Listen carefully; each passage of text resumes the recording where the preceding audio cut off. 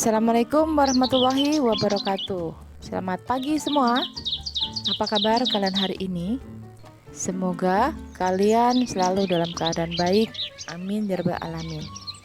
Hari ini kelas 5 akan belajar tema 2, subtema 3, pembelajaran 3. Sebelum kita mulai pembelajaran hari ini, mari kita berdoa menurut agama dan kepercayaan masing-masing. Bismillahirrahmanirrahim. Mari kita amati gambar di bawah ini. Sepertinya sedang berpidato. Masalah sampah menjadi masalah yang umum dihadapi masyarakat di kota atau di daerah manapun. Berita berikut menyajikan upaya seorang pemimpin daerah untuk mengatasi sampah. Kelurahan Babakan Pasar luncurkan gerakan pungut sampah.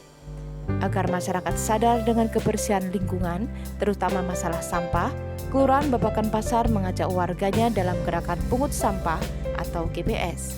Lurah Babakan Pasar, Rokib Al-Hudri menyatakan, GPS ini merupakan program pemerintahan kota atau Pemkot Bogor pada tahun 2016. Program ini bertujuan agar Bogor terbebas dari sampah, karena masalah sampah merupakan tanggung jawab seluruh masyarakat. Sampah ini bukan hanya tanggung jawab pihak kelurahan atau orang per orang, tapi tanggung jawab bersama kita semua. Jelasnya, Rocky berharap kedepannya warga Babakan Pasar lebih peduli lagi dengan sampah yang selama ini selalu berserakan, sehingga wilayah Babakan Pasar terbebas dari sampah.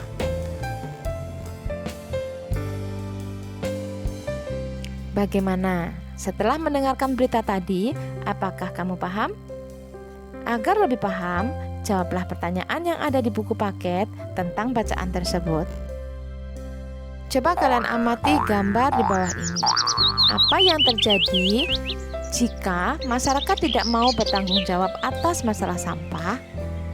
Sampah yang menumpuk dapat mencemari lingkungan dan mengganggu organ pernapasan.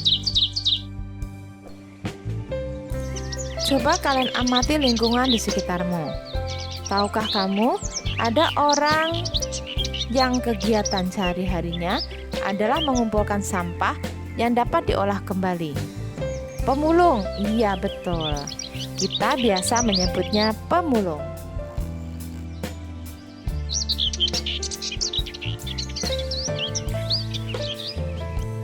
Mari kita amati gambar di bawah ini.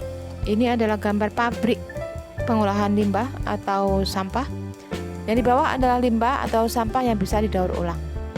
Pengolahan sampah atau benda-benda tidak terpakai ini disebut daur ulang. Daur ulang merupakan proses untuk menjadikan suatu bahan bekas menjadi bahan baru. Tujuannya mencegah sampah yang sebenarnya menjadi benda yang berguna, mengurangi penggunaan bahan baku baru, mengurangi penggunaan energi, mengurangi polusi, dan kerusakan lahan.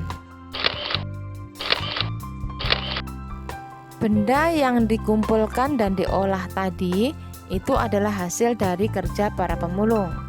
Para pemulung mengumpulkan botol-botol plastik, koran bekas, majalah bekas, dan benda-benda lain yang dapat diolah lagi. Benda-benda itu disetorkan kepada orang-orang yang dapat mengolahnya menjadi benda berguna. Di bawah ini adalah beberapa contoh benda hasil dari daur ulang. Bagaimana? Bagus kan?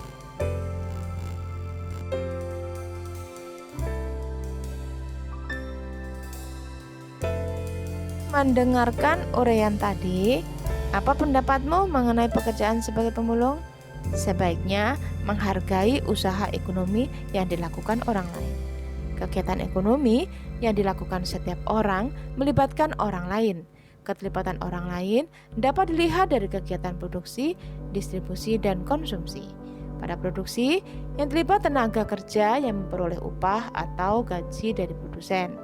Pada distribusi, menyalurkan barang dari produsen ke konsumen akan memperoleh keuntungan. Contohnya agen, pedagang besar, dan pedagang eceran.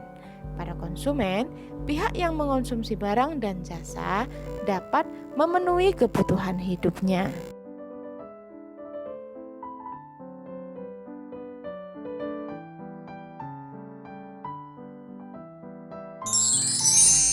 Pada kegiatan ekonomi ada proses produksi. Nah, di sini ada contoh bagaimana berlangsungnya proses produksi pakaian. Amatilah pakaian yang kamu kenakan. Proses menghasilkan pakaian membutuhkan waktu yang lama. Untuk membuat pakaian, produsen pakaian membutuhkan bahan baku berupa kain dan benang.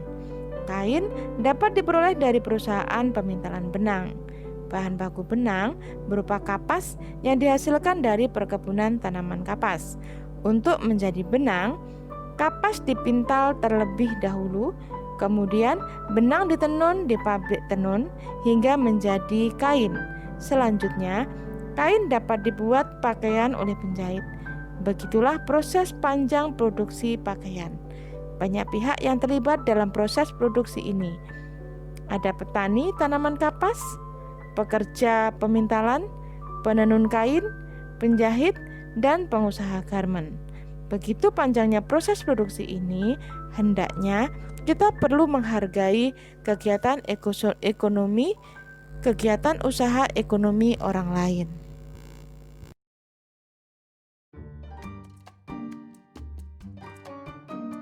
Mari kita simak lagi pihak yang terlibat dalam produksi pakaian. Siapa saja? Petani tanaman kapas, pekerja pemintalan, penenun kain, penjahit, dan pengusaha garmen. Kesimpulan dari pembelajaran hari ini, memahami isi bacaan dengan membuat pertanyaan berdasarkan bacaan, pengolahan sampah dan barang bekas menjadi barang berguna, menghargai kegiatan usaha ekonomi orang lain. Alhamdulillah, akhirnya kita bisa menyelesaikan pembelajaran hari ini. Semoga kalian paham, semoga bermanfaat. Mohon maaf jika ada salah-salah kata. Wassalamualaikum warahmatullahi wabarakatuh. Sampai jumpa lagi di pembelajaran 4.